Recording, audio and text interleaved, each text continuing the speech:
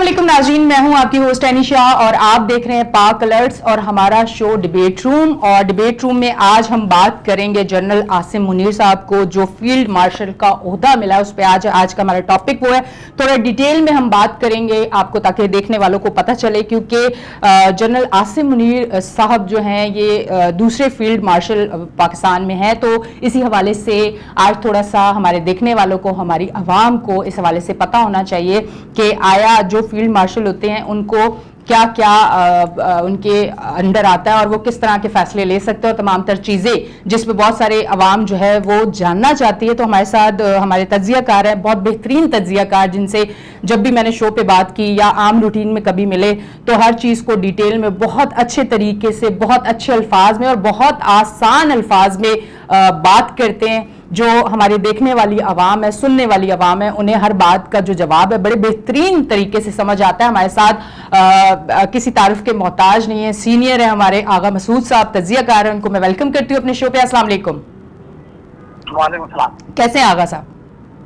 अल्लाह पाक का बहुत एहसान है। अच्छा आगा साहब, सबसे पहले तो पाकिस्तान को जो माशाल्लाह से, पाकिस्तान तो खैर पाक है और वैसे भी आपको पता है कि पाकिस्तान जो है वो बहुत सारी मुश्किलात में था, पर जो एक ये 10 मई को जो हुआ और उसके बाद जो पाकिस्तान को दुनिया भर में जिस तरह से देखा जा रहा है और अल्लाह ने जितनी इज्जत बख्शी है और जिस तरह से हमारी फोर्सेस ने, हमारी पाक आर्मी ने करके दिखाया, उसके बाद जो हमारी आवाम का मोराल है वो जितना मैं समझती हूँ कि पहले शायद इतना ज्यादा कुछ वजूहात की बिना पे उस तरफ नहीं थे, पर अब अवाम जो है वो पुरजोश है। उस पर सबसे पहले क्या कहना चाहेंगे?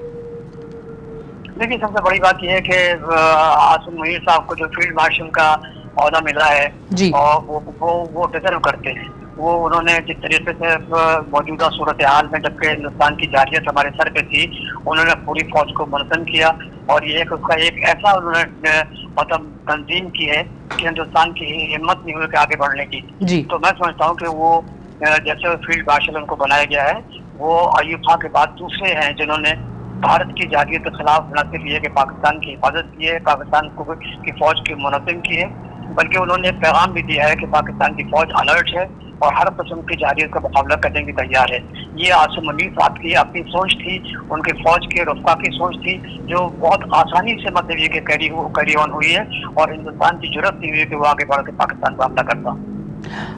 अच्छा आगा साहब, थोड़ा सा हम इस तरफ भी आएंगे, जब किसी भी मुल्क के अंदर के बहुत सारे मसाइल होते हैं और जिस तरह अगर पाकिस्तान की हम बात करें कि पाकिस्तान में आपको पता है कि काफ़ी पार्टियों में मसाइल, जिसकी वजह से बहुत सारे ऐसी चीज़ें हुई जिसके बाद अवाम जो है काफ़ी बदजन भी हुई। आप क्या समझते हैं कि अवाम को किस तरह से तमाम चीज़ों को देखना चाहिए और अपनी फोर्सेस से किस तरह से कनेक्ट होना चाहिए? वो कौन सी ऐसी चीज़ है जो उनको उनसे दूर ना करे, क्योंकि हमारे मुहाफिज वही हैं और हम मजबूत भी अपनी आर्मी की वजह से हैं, क्योंकि ये तो हमने 10 मई को देख लिया।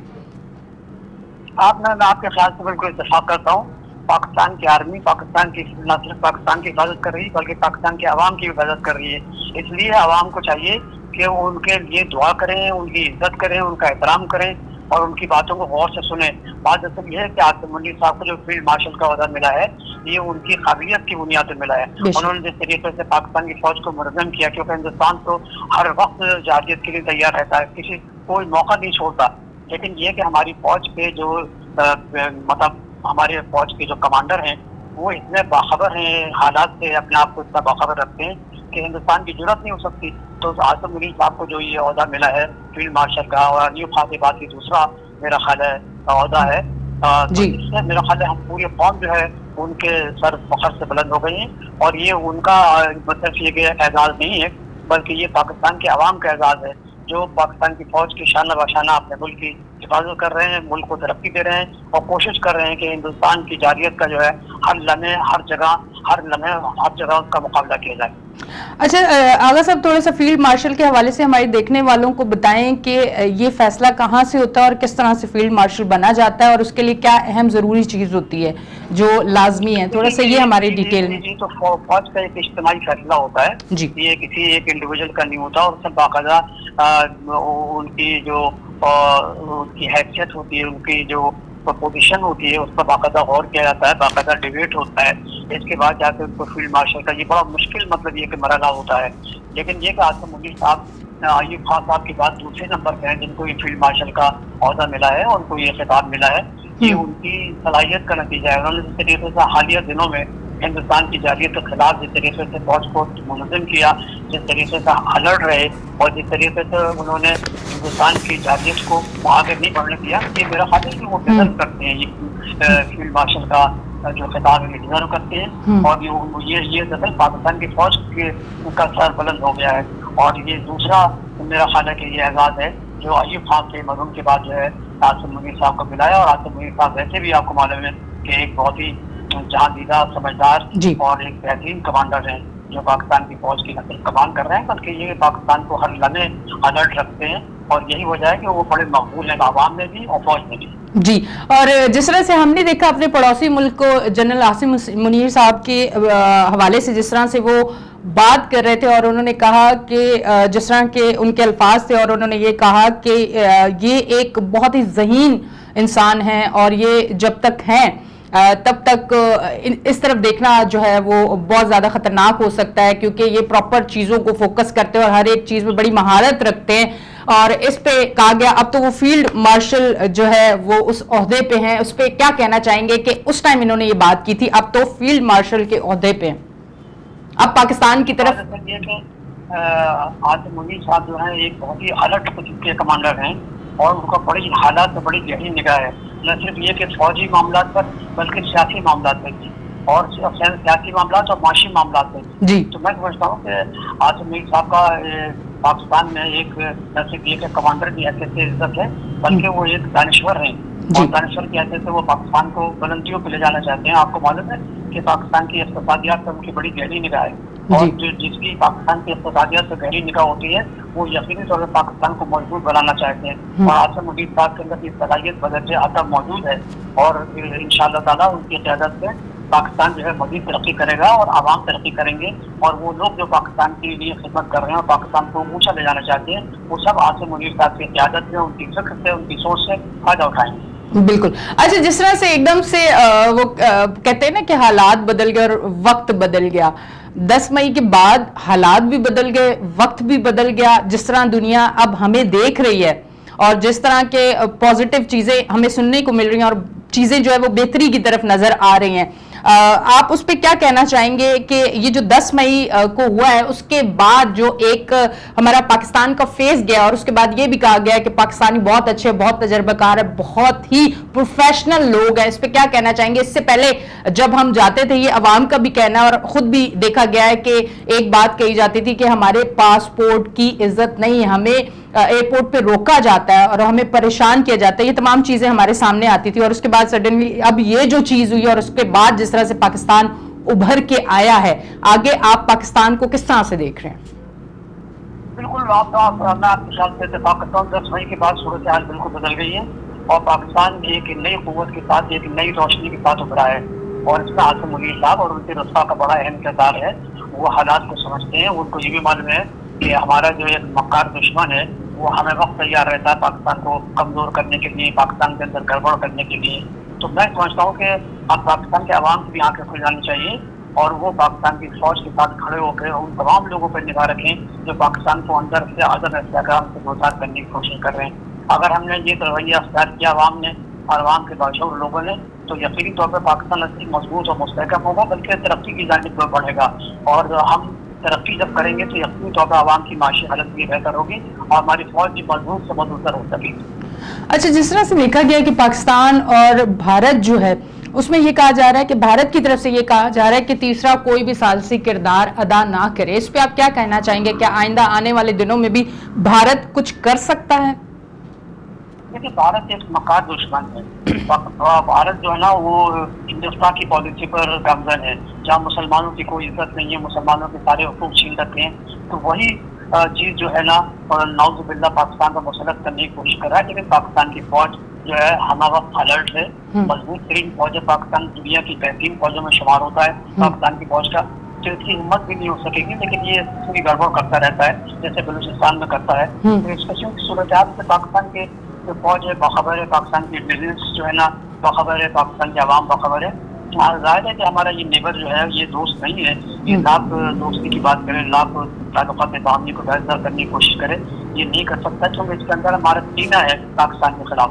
لیکن پاکستان کے لوگ اب سمجھ گئے ہیں اور وہ اپنے وطن کو مضبوط بنانے کے سلسلے میں پاکستان کی فوج کے ساتھ شان بشانہ کھڑے. اچھا، جس طرح سے اس جنگ کے دوران جس طرح سے جو رافیل اور اس کے بعد جس طرح سے چیزیں ہمارے سامنے آئی ہیں، بھارت تو خود تو سامنے جھکا ہے، اس کے ساتھ ساتھ جتنا اس نے دوسرے ممالک کو نقصان پہنچایا اس حوالے سے کیا کہیں گے؟ دیکھیے، بھارت کو بڑے شرمندگی کا سامنا اس لیے کرنا پڑا کہ وہ وار ہسٹریاں پیدا کر رہا تھا. اس کافی مدت کسی نہ کسی عنوان سے وہ چاہ رہا تھا کہ بیجے کا وار شروع ہو جائے، لیکن اس کی وہ ناکام ہو گئی. اور ظاہر ہے کہ اس کا جو جہاز جس طریقے سے رائفل گرایا گیا ہے تو اس کو تو نہ صرف یہ کہ بڑی اذیت کا سامنا کرنا پڑا بلکہ ان لوگوں کو بھی جو اس قسم کے ہتھیار بھارت کو سپلائی کر رہے ہیں. تو میں سمجھتا ہوں پاکستان ایک نئی قوت، ایک نئی طریقے سے سامنے آیا عوام کے سامنے بھی اور دنیا کے سامنے بھی. اور پاکستان ہر لحاظ سے ایک مضبوط ملک ہے اور پاکستان کی فوج جو ہے ایک الرٹ فوج ہے. پاکستان کی فوج ایک سمجھدار فوج ہے، ایک باشعور فوج ہے اور اپنے قیادت کی کمان کے سلسلے میں وہ چیزوں کو سمجھتے ہیں اور وہ ہر چند کے ان کی خواہش ہے کہ دنیا میں امن قائم ہو، ریجن میں امن قائم ہو. لیکن اگر ہم پر جنگ مسلط کرنے کی کوشش کی، ہمارے اندر گڑبڑ کرنے کی کوشش کی گئی، یقین طور پہ اس کا بہت سخت جواب دیا جائے گا اور دیا جا رہا ہے.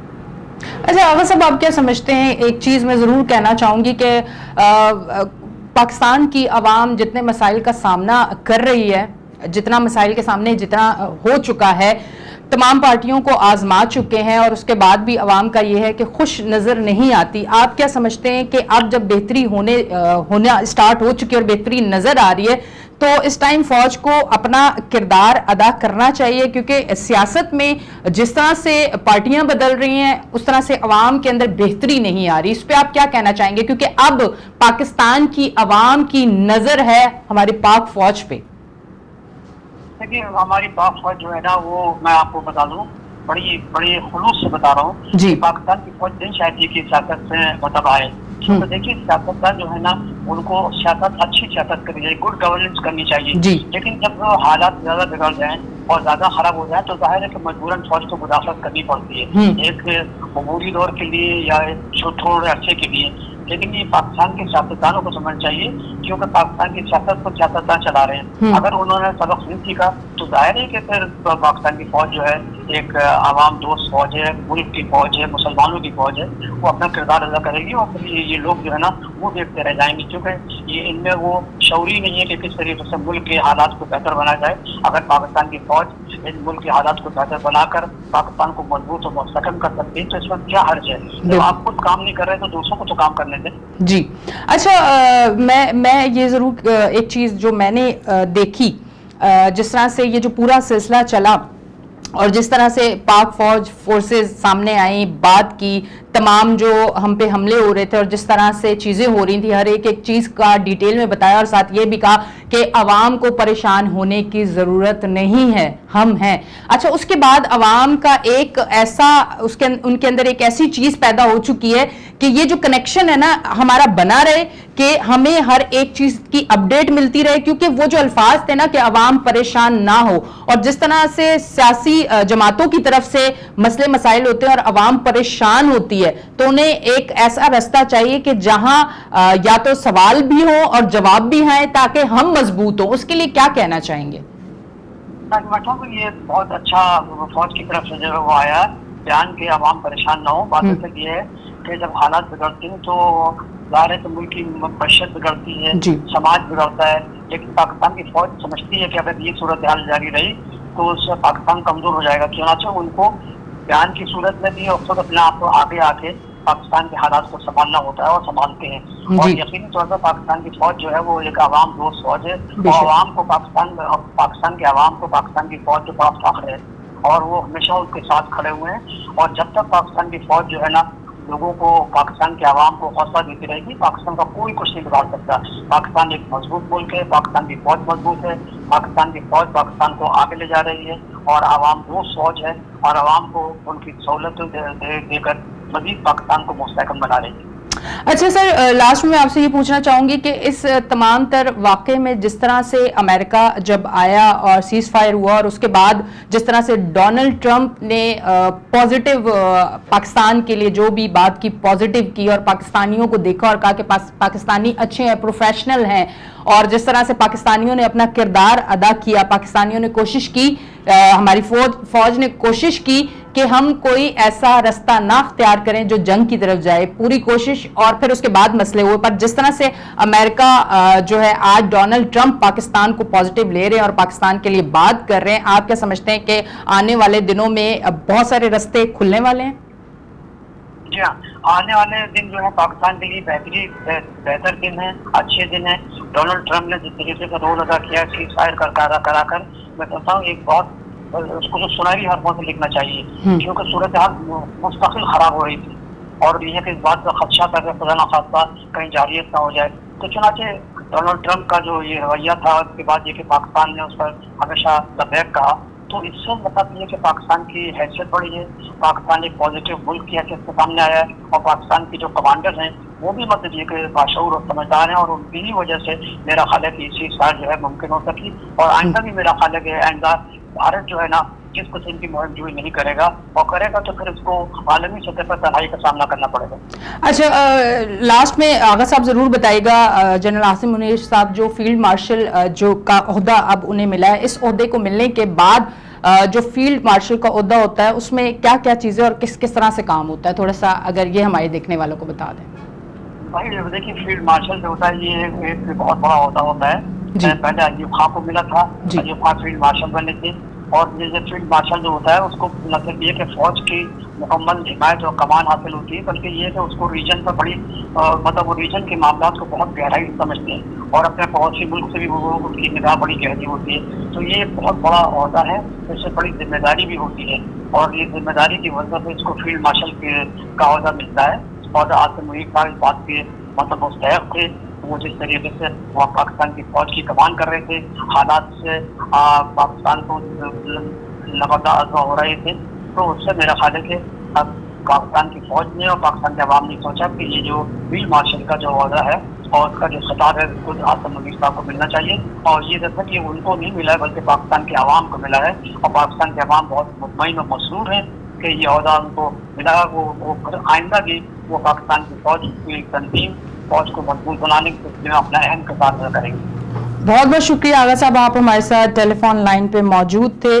اور ناظرین، آپ دیکھ رہے ہیں ہمارا شو ڈیبیٹ روم، اور میری طرف سے بہت بہت مبارکباد میری طرف سے ہمارے پاک الرٹس جو ہمارا چینل ہے اس کی طرف سے، تمام جو ہمارے یہاں پہ موجود ہیں اسٹوڈیو میں لوگ، ان سب کی طرف سے عاصم منیر صاحب کو بہت بہت بہت دل کی گہرائیوں سے مبارکباد، اور اس کے ساتھ بہت ساری محبت، بہت ساری دعائیں، بہت ساری عزت تمام ہمارے لوگوں کی جانب سے. اور آپ یقین کریں کہ عوام کے دلوں سے دعائیں نکل رہی ہیں، کیونکہ جس طرح سے ہم سرخرو ہوئے ہیں، جس طرح سے دنیا بھر میں ہماری عزت ہوئی ہے، اور اس کے ساتھ ساتھ جتنے اب ہم مطمئن ہیں، آپ یقین کریں کہ اب سکون کی نیند آتی ہے، اور ہم کہتے ہیں کہ کوئی دشمن نظر اٹھا کے تو دیکھے، عاصم منیر صاحب ہیں موجود. تو انشاءاللہ سدا سلامت رہیں.